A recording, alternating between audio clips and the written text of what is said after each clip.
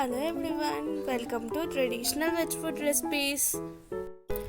ఈరోజు మనం వంకాయ పచ్చి పులుసు తయారీ విధానాన్ని చూద్దాం. దీని తయారీకి 2 పెద్ద వంకాయలను తీసుకుని ఈ విధంగా కాల్చుకోవాలి. వంకాయలు ఈ విధంగా కాలిన తర్వాత పైన నల్లగా ఉన్న తొక్కనంతటిని తీసేసుకోవాలి.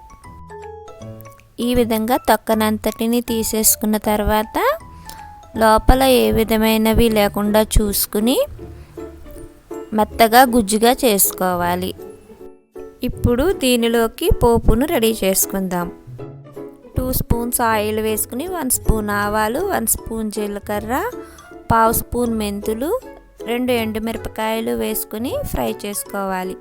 దీనిలోనే సన్నగా కట్ చేసుకున్న ఉల్లిపాయలు, 2 పచ్చిమిరపకాయలు వేసుకుని ఉల్లిపాయలు కలర్ చేంజ్ అయ్యేదాకా ఫ్రై చేసుకోవాలి. దీనిలో మనం తొక్క తీసి అట్టే పెట్టుకున్న వంకాయ గుజ్జు, కొద్దిగా పసుపు, తగినంత ఉప్పు, చింతపండు రసం వేసుకుని కలుపుకోవాలి.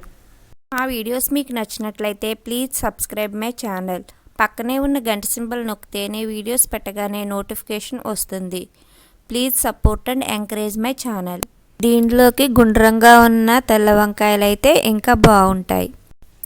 ఇంకా దీన్ని ఉడికించవలసిన అవసరం లేదు. అంతేనండి, ఎంతో రుచికరమైన వంకాయ పచ్చిపులుసు రెడీ అయిపోయింది.